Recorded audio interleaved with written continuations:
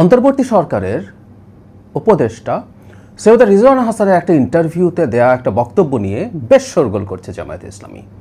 মানে তাদের ইন্টারপ্রিটেশন হচ্ছে এরকম যে সেই সরকারটি ইলেকশন ইঞ্জিনিয়ারিংয়ের মাধ্যমে জামায়াতকে হারিয়ে দিয়েছে এবং তাদের জামায়াতের নায়েবে আমির জনাব তাহের বলছেন যে একটা রাজসাক্ষী পাওয়া গেছে। এটা নিয়ে সোশ্যাল মিডিয়াতে প্রচুর আলাপ আলোচনা চলেছে, সমালোচনা হয়েছে, তর্ক বিতর্ক হয়েছে। এটা এখানে শেষ হয়ে যেতে পারত, কিন্তু না। গতকাল জামাত বিক্ষোভ মিছিল করেছে এবং দুজন সাবেক উপদেষ্টা, একজন ঘটনাচক্রে এখন এই সরকারেরও মন্ত্রী জনাব খলিলুর রহমান এবং রিজওয়ানা হাসানকে জিজ্ঞাসাবাদের জন্য চাপ প্রয়োগ করছেন এবং আবারও তারা বলছেন তাদেরকে নির্বাচনে হারিয়ে দিয়েছে সরকার, মানে অন্তর্বর্তী সরকার। তারা সেই তদন্তের জন্য অন্তর্বর্তী সরকারকে ধরার কথা বলছেন, এমনকি এই সরকারের কাছেও তারা দাবি জানাচ্ছেন এই ব্যাপারে বিষয়টা স্পষ্ট করার জন্য। জামাত কেন এটা করছে, মানে এটা অত্যন্ত উদ্ভট একটা দাবি এবং একটা মানুষের দেয়া বক্তব্যকে খুব কাঁচাভাবে, খুবই আনাড়িভাবে মিসইন্টারপ্রিট করার মাধ্যমে এই জিনিসটা তারা কেন করতে যাচ্ছে সেই প্রশ্নটা একটু করে রাখা দরকার। সেটা জবাব খোঁজার চেষ্টা করব। তার আগে সৈয়দ রিজওয়ানা হাসান আসলে কি বলেছিল সেটা আমরা একটু শুনে নিই। অন্তর্বর্তীকালীন সরকার কোনোভাবে উগ্রবাদী যারা আছেন তাদেরকে সুযোগ দিচ্ছেন কিনা তার বড় কয়েকটি উদাহরণও তারা আনতে চান, কিংবা ওই সময় আপনিও জানেন আসছে যে জেল থেকে অনেক জঙ্গি ছাড়া পেয়ে গেছে, যারা একদমই উগ্রবাদী যাদের চিহ্নিত তাদেরকে ছেড়ে দেওয়া হয়েছে, তারা মাঠে ঘোরাফেরা করতে পারছে। আমাদের উপর চাপের আসলে কোনো শেষ ছিল না, কিন্তু কথা হচ্ছে কি জানেন, আমাকে একটা প্রশ্নের উত্তর দেন তো, অন্তর্বর্তী সরকারের কি লাভ উগ্রবাদীদের সাথে সখ্যতা করে? একটা লাভ দেখাতে হবে তো। অন্তর্বর্তীকালীন সরকারের কোন উপদেষ্টাটা তার জীবনের কোনো কর্মকাণ্ডে এটা বুঝিয়েছে যে আমরা না আসলে উগ্রবাদের পক্ষে? এটা তো না। এটা নানা ওই যে রাজনৈতিক ব্যাখ্যা হয় তো, নানান রকম ব্যাখ্যা খুব সহজেই টেনে ফেলা যায়। ফলে এটা সত্য কথা যে অনেককে আটকে রাখা যায়নি, তার কারণ হচ্ছে যেমন শীর্ষ সন্ত্রাসী, এটা কেবল কিন্তু উগ্রবাদীদের ক্ষেত্রে প্রযোজ্য না, শীর্ষ কিছু সন্ত্রাসীও মুক্তি পেয়ে গেছে। এটা নিয়েও আমরা মিটিং করেছি, কথা বলেছি যে এখন এটার ফলটা কি হবে। আইন শৃঙ্খলার তো এমনিতেই এত নাজুক অবস্থা, ফলে সেখানেও কিন্তু পরবর্তীতে আমরা ব্যবস্থা নিয়েছি। একটা শক্তি আছে, সেই শক্তি এর আগেও নারী নীতি বদলে দিয়েছে। হ্যাঁ, সেই শক্তি আমাদের সময়ে কোনো নীতি বদলাতে পেরেছে যেটা নারী শক্তির একটা পার্ট, এখন সেই শক্তির একটা পার্ট, সেটা সেই শক্তির একটা পার্ট যদি বিরোধী দল হয়েও থাকে, আমার এবং আপনার কাজ হবে তাদের রাজনীতির যেটুকুন অংশ নারীবাদের, নারীর ক্ষমতায়নের, নারীর সমান অংশগ্রহণের বিরুদ্ধে, সেইটুকুন নিয়ে কাজ করা। কখনো যেন এই জাতীয় শক্তি মেইন স্ট্রিম না হতে পারে, আমরা সেই কাজটা করতে পেরেছি। তাদেরকে আমরা মেইন স্ট্রিম হতে দেই নাই। আমরা নিশ্চয়ই এটা বুঝতে পারছি যে যিনি উপস্থাপক ছিলেন তিনি সৈয়দ রিজওয়ানা হাসানকে প্রশ্ন করছিলেন ধর্মীয় উগ্রবাদ প্রসঙ্গে, মাজারে হামলা, নারীর প্রতি কটূক্তি, এই ধরনের ইস্যুগুলো নিয়ে। তখন তিনি কিভাবে তারা জেল থেকে বেরিয়ে গেল সেই আলাপ যেমন করেছেন। তারপরে একটা পর্যায়ে নারীদের প্রতি নানান রকম তাদের দৃষ্টিভঙ্গিকে সামনে এনে তিনি তার ব্যাখ্যা দিচ্ছিলেন।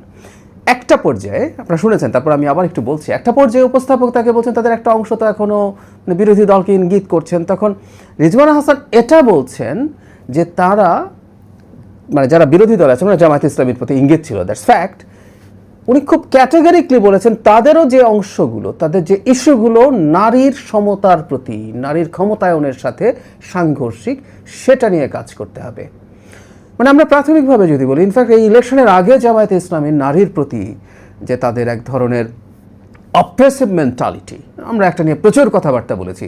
কোনো নারী কখনো জামায়াতের আমির হতে পারবে, এটা নারীর ক্ষমতায়ন এবং সমতার খুবই বিরোধী। এটাকে কে কীভাবে ইন্টারপ্রেট করবেন ইজ ডিফারেন্ট ডিবেট, কিন্তু এটা যে নয় এটা তো ফ্যাক্ট।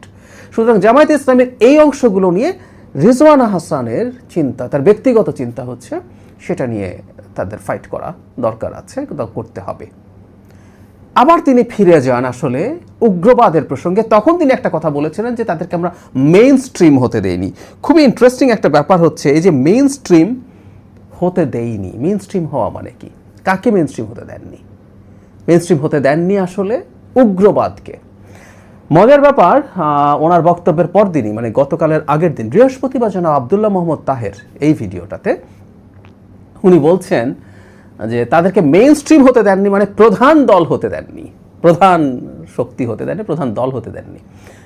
মূলধারা শব্দটা উনি বলছেন, মেইন স্ট্রিমের বাংলা মানে মূলধারা, মানে প্রধান দল, মানে ইন্টারপ্রিটেশনটা আমরা খেয়াল করি। আমি বলছি না, খুবই কাঁচা এবং খুবই আনাড়ি এক ধরনের ন্যারেটিভ তৈরির চেষ্টা। মেইন স্ট্রিম জামাতে ইসলামী আছে, এটা ইসলাম ধর্ম ভিত্তিক একটা রাজনৈতিক দল, যদিও তার মধ্যে প্রচুর দ্বিচারিতা আছে, সেগুলো নিয়ে আমরা ইলেকশনের আগে প্রচুর কথাবার্তা বলেছি। কিন্তু মেইন স্ট্রিম দল জামাত তো বটেই, আরও অনেক ইসলামী দল মেইন স্ট্রিম আছে। উগ্রবাদকে মেইন স্ট্রিম হতে দেননি বলে রিজওয়ানা হাসান দাবি করছেন। ইটস এ ডিফারেন্ট ডিবেট, তারা কতটুকু কন্টেইন করতে পেরেছেন। আমি মনে করি গত সরকারের যোগসাজশে বা প্রশ্রয় অ্যাটলিস্ট উগ্রবাদ মাথা যারা দিয়েছিল তাদের বিরাট দায় আছে।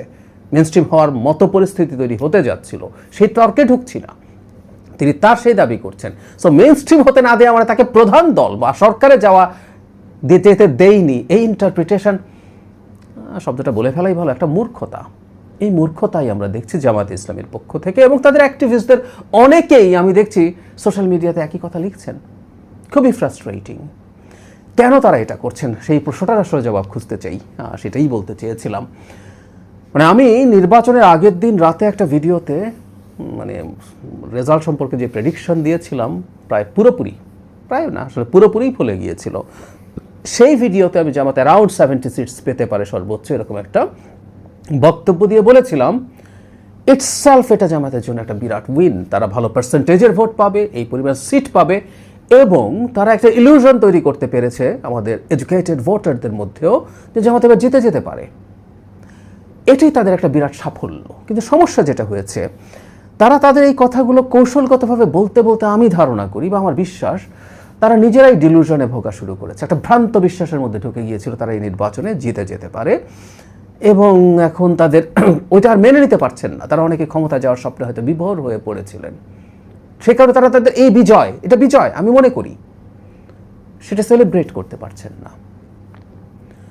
যে যা গ্রাউন্ড তাদের তৈরি হয়েছিল সেই গ্রাউন্ডের উপরে দাঁড়িয়ে সামনে খুব অল্প কিছুদিনের মধ্যেই সংসদ অধিবেশন বসছে 12 মার্চ। তাদের কঠোর প্রস্তুতি নেওয়ার কথা, হয়তো নিচ্ছেনও তারা হয়তো ভাবছেন এটার সাথে সাথে মাঠেও কিছু গরম পরিস্থিতি রাখবেন। মাঠে গরম পরিস্থিতি একটা গণতান্ত্রিক দেশে থাকতে পারে, নিয়মতান্ত্রিক গরম পরিস্থিতি থাকতেই পারে, থাকা উচিত হবে, এটা ভুল না। আমি প্রায় বলি বিরোধী দল সরকারি দলকে চাপে রাখুক, আমরা সেটা চাই, আমাদের সরকারের পক্ষ থেকেও আমরা চাই। কিন্তু এটা এত ইররেশনাল এবং ইললজিক্যাল কোনো কিছু দিয়ে করে তাদের আসলে দেউলিয়াত্ম প্রকাশ পায়। দেউলিয়াত্ম তাদের প্রকাশ পেলে আমাদের জায়গা থেকে, সরকারের জায়গা থেকে কেউ বলতেই পারে এটা সেলিব্রেট করার মতো ব্যাপার। ইয়াস, ইট কুড বি। কিন্তু আমরা এই যে কথাটা বলতে চাই, আমরা জনগণের সামনে এই জিনিসটা আসলে তুলে ধরতে চাই যে একটা রাজনৈতিক দল তাদের সবচেয়ে বড় ক্রাইম যেটা করছে, ইটস আ ক্রাইম। বাংলাদেশে বহু বছর পর যে একটা নির্বাচন হয়েছে, একটা গ্রহণযোগ্য নির্বাচন, অবাধ নির্বাচন, আওয়ামী লীগ ছিল না, এর বাইরে এটা সবই ঠিক ছিল, এবং আওয়ামী লীগের না থাকার ব্যাপারে আমাদের কনসেনসাস ছিল। সেই নির্বাচনটাকে প্রশ্নবিদ্ধ করার মাধ্যমে, সেটা একবার দুবার মুখ রক্ষার জন্য রেটরিকলি বলা আর এখন ক্রমাগত বলে যাওয়া, মাঠে থাকা, এই জিনিসগুলো করে আসলে এই রাষ্ট্রের ক্ষতি করা হচ্ছে। আমরা জনগণকে এই জিনিসটা ধরিয়ে দিতে চাই। জামাত যদি একটা গণতান্ত্রিক শক্তি হয়ে থাকতো, এটা গণতান্ত্রিক শক্তি, সে গণতন্ত্রের সাথে আসলে ম্যাচ করে কিনা আমার সিরিয়াস ডাউট আছে। জামাত গণতান্ত্রিক দল বলে আমি বিশ্বাসই করি না। সেটা নিয়ে আমি আমার কথা আগেও বলেছি, আমি ভবিষ্যতেও বলবো। কিন্তু যে কথাটা বলতে চেয়েছি আসলে, জনগণের সামনে এই নির্বাচনটাকে প্রশ্নবিদ্ধ করার মাধ্যমে তারা একটা মেজর সংকট তৈরি করার চেষ্টা করছেন। এই মেজর সংকট তৈরি করা এই রাষ্ট্রের জন্য ভালো হবে না। জনগণের আসলে এই ব্যাপারটা বোঝা উচিত, মাথায় রাখা উচিত।